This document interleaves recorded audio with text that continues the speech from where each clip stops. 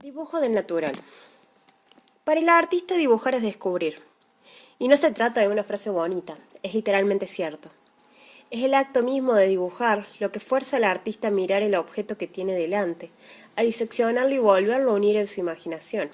O, si dibuja de memoria, lo que lo fuerza a ahondar en ella, hasta encontrar el contenido de su propio almacén de observaciones pasadas. En la enseñanza del dibujo es un lugar común decir que lo fundamental reside en el proceso específico de mirar.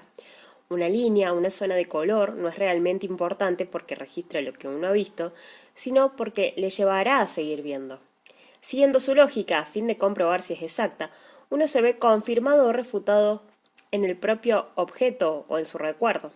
Cada confirmación o cada refutación le aproxima al objeto, hasta que termina, como si dijéramos, dentro de él. Los contornos que uno ha dibujado ya no marcan el límite de lo que ha visto, sino el límite de aquello en lo que se ha convertido. Puede que esto suene innecesariamente metafísico. Otra manera de expresarlo sería decir que cada marca que uno hace en el papel es una piedra pasadera desde la cual salta a la siguiente y así hasta que haya cruzado el tema dibujado como si fuera un río, hasta que lo haya dejado atrás. Esto es muy distinto del proceso posterior de pintar un lienzo acabado o esculpir una estatua. En estos casos no se atraviesa el tema, sino que intenta recrearlo y cobijarse en él. Cada pincelada o cada golpe de cincel ya no es una piedra pasadera, sino una piedra que ha de ser colocada en un edificio planificado. Un dibujo es un documento autobiográfico que da cuenta del descubrimiento de un suceso, ya sea visto, recordado o imaginado.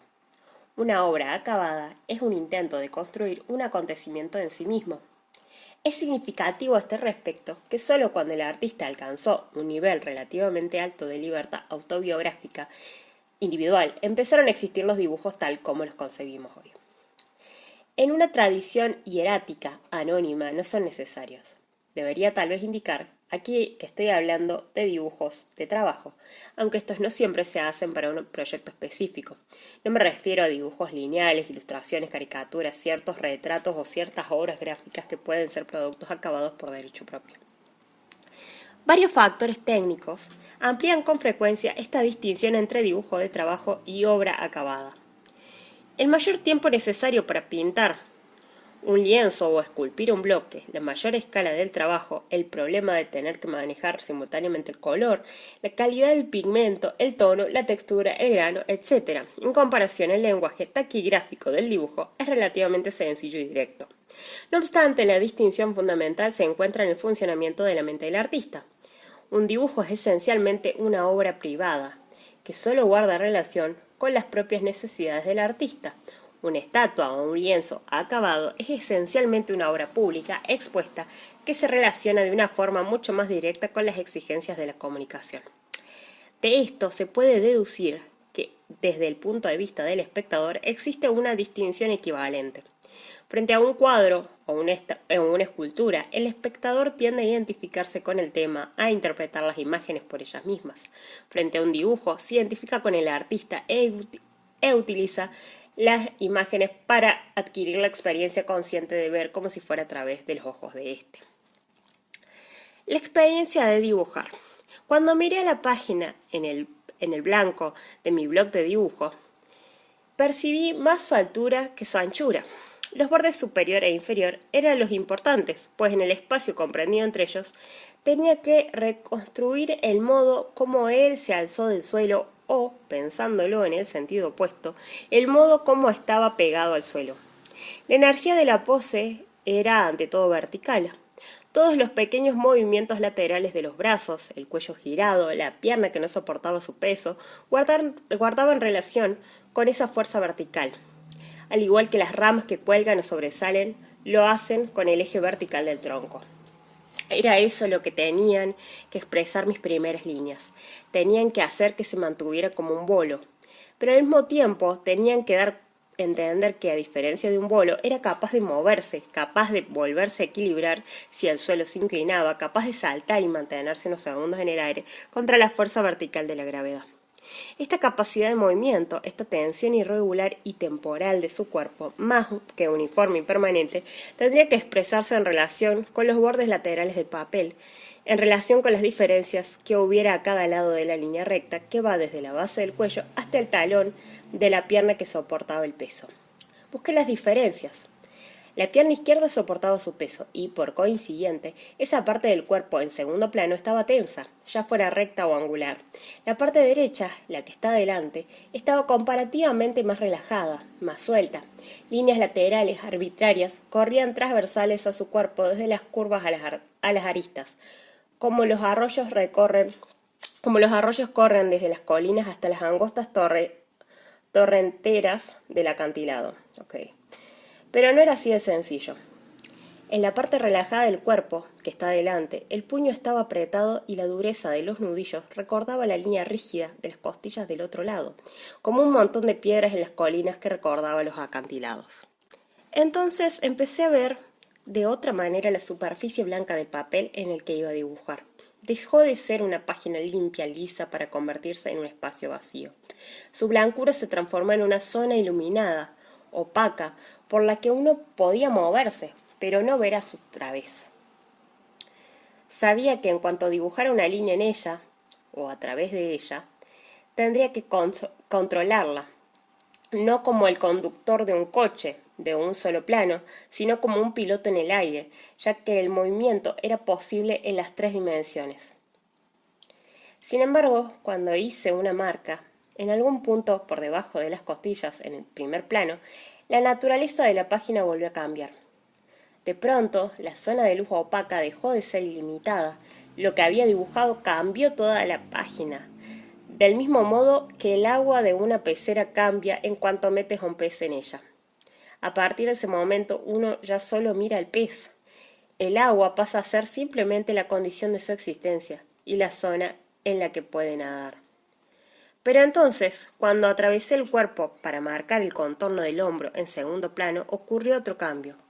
No era algo tan sencillo como meter otro pez en la pecera. La segunda línea modificó la naturaleza de la primera. Hasta ese momento, la primera línea parecía carecer de objetivo. Ahora la segunda le daba un significado fijo y determinado. Juntas, las 2 líneas sujetaban los bordes de las zonas que había entre ellas, y esta zona, en tensión por la fuerza que en su momento había dado a toda la página la potencialidad de profundidad, se levantaba como para sugerir una forma tridimensional. El dibujo había comenzado. La tercera dimensión, el volumen de la silla, del cuerpo, del árbol, es, al menos en lo que concierne a nuestros sentidos, la prueba misma de nuestra existencia. Constituye la diferencia entre la palabra y el mundo. Cuando miré al modelo, me quedé maravillado ante el simple hecho de que tuviera volumen, de que ocupara espacio, de que fuera más que la suma total de 10.000 visiones de él, desde 10.000 puntos de vista diferentes. Esperaba que mi dibujo, que era inevitablemente una visión desde un solo punto de vista, terminara dejando entrever este número ilimitado de otras facetas, pero por ahora se trataba simplemente de construir y refinar las formas hasta que sus tensiones empezaran a aparecer a aquellas que veía en el modelo. Por supuesto, sería muy fácil equivocarse, darle un énfasis excesivo o hacerlo explotar como un globo, o desmoronarse como arcilla demasiado fina en el torno, o podría quedar irrevocablemente contrahecho y perder su centro de gravedad. Sin embargo, ahí estaba. Las posibilidades infinitas, opacas, de la página en blanco habían pasado a ser concretas y luminosas. Mi tarea ahora consistía en coordinar y medir, pero no medir por pulgadas, como quien mide una onza de pasas contándolas, sino medir por el ritmo, el volumen y el desplazamiento, calculando las distancias y los ángulos, como un pájaro que volara a través de una celosía de ramas. Visualizar la planta como un arquitecto. Sentir la presión de mis líneas y garabatos en la superficie última del papel. Al igual que un marinero siente la tensión de sus velas a fin de ceñir más o menos el viento.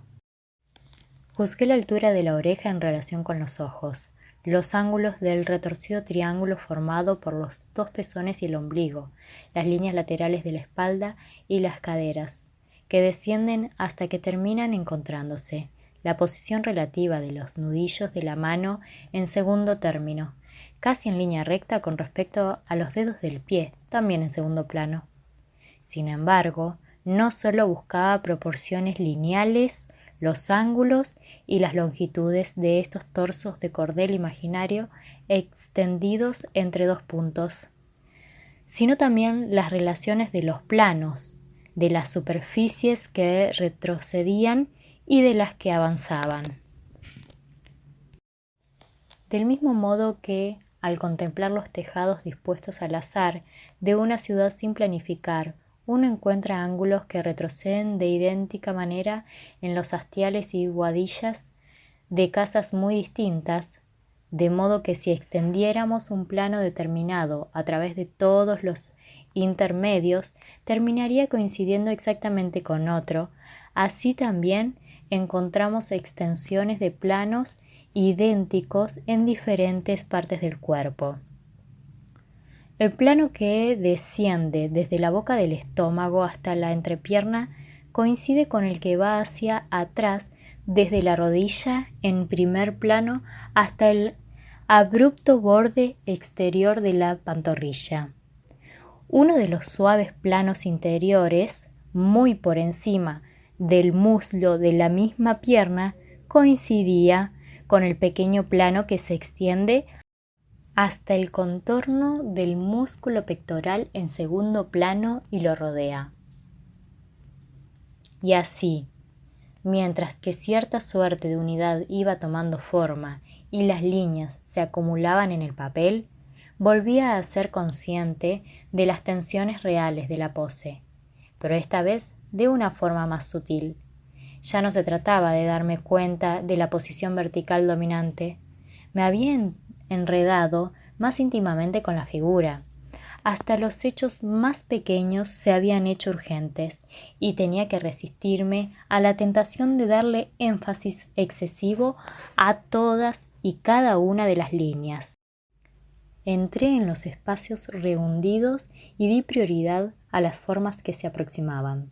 Asimismo, corregía dibujando sobre las líneas anteriores y a través de ellas, a fin de restablecer las proporciones o para encontrar una manera de expresar unos descubrimientos menos obvios. Vi que la línea que bajaba por el centro del torso, desde la base del cuello, entre los pezones, sobre el ombligo y entre las piernas, se parecía a la quilla de un barco, que las costillas formaban el casco y que la pierna relajada en primer plano se alargaba en su movimiento hacia adelante como un remo arrastrando el agua. Vi que los brazos que colgaban a cada lado del cuerpo eran como los ejes de un carro y que la curva exterior del muslo en el que se apoya el peso del cuerpo se parecía a la llanta metálica de una rueda. Vi que las clavículas eran semejantes a los brazos de la figura de un crucificado. No obstante, todas estas imaginaciones, aunque las he elegido con el mayor cuidado, distorsionan lo que intento describir. Vi y reconocí unos hechos anatómicos bastante comunes, pero el caso es que también los sentí físicamente, como si, en cierto modo, mi sistema nervioso habitara también su cuerpo. Algunas de las cosas que reconocí las puedo describir más directamente. Por ejemplo, percibí que había un espacio vacío bajo el arco del pie de la tensa pierna doblada que soportaba el peso del cuerpo. Percibí cuán sutilmente la recta pared inferior del estómago se fusionaba con los planos atenuados, convergentes del muslo y la cadera. Percibí el contraste entre la dureza del codo y la vulnerable blandura del interior del brazo a esa misma altura. Entonces, el dibujo alcanzó enseguida su punto crítico. lo que significa que lo que había dibujado empezó a interesarme tanto como lo que todavía me quedaba por descubrir. En todos los dibujos hay un momento en el que sucede esto, y yo lo denomino momento crítico, porque es entonces cuando se decide realmente si el dibujo va a salir bien o mal. A partir de ese instante uno empieza a dibujar conforme a los requisitos, las necesidades del dibujo. Si el dibujo ya es un poco fiel, entonces esos requisitos corresponderán probablemente a lo que uno todavía puede descubrir buscando la verdad. Si el dibujo no es fiel, dichos requisitos acentuarán la infidelidad. Miré mi dibujo intentando encontrar posibles distorsiones. ¿Qué líneas o sombreados habían perdido su énfasis original necesario al haber quedado rodeados por otros? ¿Qué gestos espontáneos habían eludido un problema y cuáles habían sido instintivamente certeros? Sin embargo, hasta este proceso era solo parcialmente consciente. En algunos lugares veía claramente que un pasaje era torpe y necesitaba una revisión. En otros, dejaba que el lápiz planeara sobre el papel, de forma parecida a la vara de un saurí. Una forma tiraba, forzando el lápiz a sombrear, lo que volvía a acentuar su rehundimiento. Otra presionaba el lápiz para que volviera a recalcar una línea que podía realzarla. Ahora miraba al modelo de forma distinta cuando quería comprobar una forma. Miraba como si dijéramos con mayor connivencia, solo buscando lo que quería encontrar. Y así llegué al final, simultáneamente ambición y desilusión. Aunque en mi imaginación veía que mi dibujo y el hombre real coincidían, de modo que por un instante dejó de ser un hombre que había posado para mí y se convirtió en un habitante del mundo que yo había medio creado, en una expresión única de mi experiencia, aunque fuera esto lo que veía en mi imaginación, lo que de hecho veía era lo inadecuado, lo fragmentario y lo torpe que era mi dibujito. Pasé la página y empecé otro dibujo retomando el hilo del anterior. Un hombre de pie, el peso de su cuerpo descansando más en una pierna que la otra.